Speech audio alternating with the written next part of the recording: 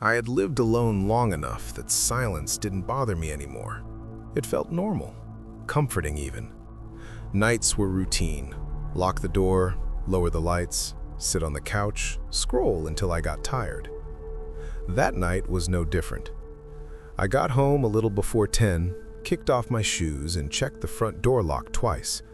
Not because I was scared, just habit. I made a quick dinner, turned on a single lamp, and settled into the quiet. Around 10:52 p.m., I noticed something was off. The house felt too still. Not peaceful, empty, like the air itself was waiting. Then I heard it. One knock. Soft, slow, careful. I didn't move. I listened. No footsteps, no voice. I waited for another knock, but nothing happened. I told myself it was the house settling and tried to relax. A minute later, it came again. Same knock, same timing. No one ever came to my house that late. I stood up and walked toward the door, keeping the lamp on behind me. I looked through the peephole. The porch was empty. No shadow, no movement. I felt embarrassed for letting my nerves get to me and turned away. That's when my phone buzzed. Unknown number. Did you hear that? My stomach tightened. I typed back, "Who is this?" The reply came immediately. "I knocked. You didn't answer." My heart started racing. I hadn't told anyone about the knock. I stepped back from the door and turned off the porch light. Darkness swallowed the front of the house. Another message appeared. "You don't have to hide." I opened my front camera feed. The porch was still empty, but across the street, a car sat facing my house, engine off, lights out. I was sure it hadn't been there earlier. My phone buzzed again. "You see me now." That's when I understood. Whoever this was wasn't trying to get inside. They were watching me react. I locked myself in the bathroom and called the police. While I waited, a knock echoed through the house again, this time from the back door. Another message followed. "Wrong door." When the police arrived, the car was gone. No signs of forced entry. They told me it was probably someone messing with me. Before leaving, one officer paused near the kitchen window. "There's a handprint here," he said. The smear on the glass was faint, but it was too high to belong to someone standing on the ground. I moved out 6 weeks later. Even now, when someone knocks late at night, my body reacts before my mind does, because whoever it was never wanted inside. They just wanted me to feel how alone I really was. I chose my apartment because it felt safe. Quiet street, families nearby. Nothing strange ever happened there. Until the light appeared. The first night, it was just a soft glow from a second-floor window across the street. I barely noticed it. People stayed up late. The second night, it was brighter and lined up perfectly with my living room window.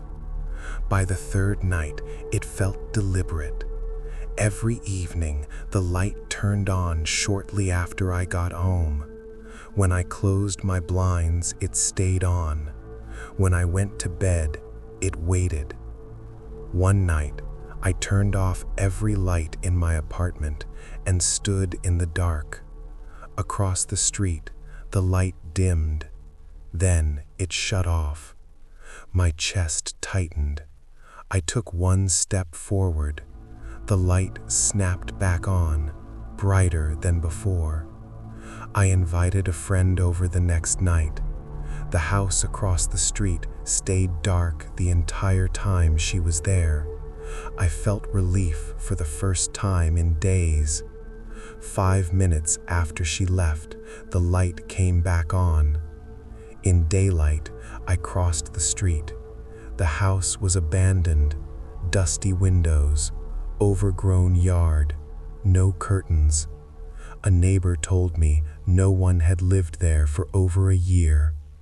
That night, the light stayed on until morning. Later that week, my phone buzzed with a camera alert. I hadn't installed any cameras facing the street. The image was grainy but clear enough. It showed my living room window, taken from across the road. What scared me most wasn't the light anymore. It was that something had moved closer. I moved out the next day. I noticed the car the moment I pulled into my driveway. Dark sedan, parked directly across from my house. No lights, no movement. The next night, it was there again. Same spot, same angle, facing my front door. Around 2 a.m., I woke up to the faint sound of an engine idling. I peeked through the curtain. The car hadn't moved. Headlights off, engine running. My phone buzzed. Unknown number.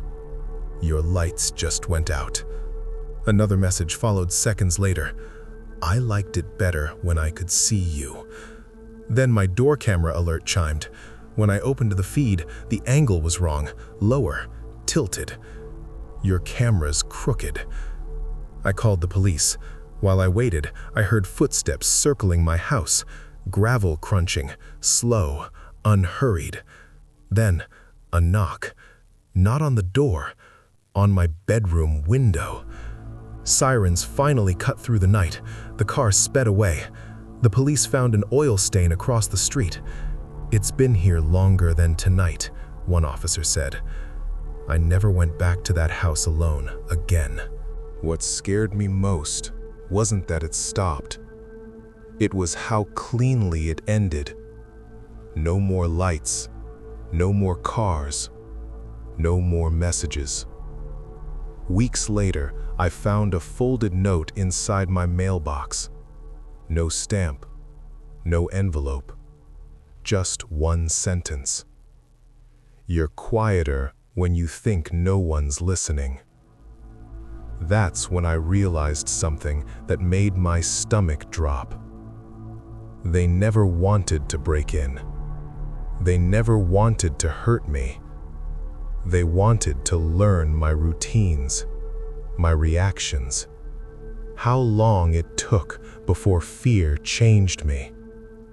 They didn't need to come inside, because by the end, they already knew me.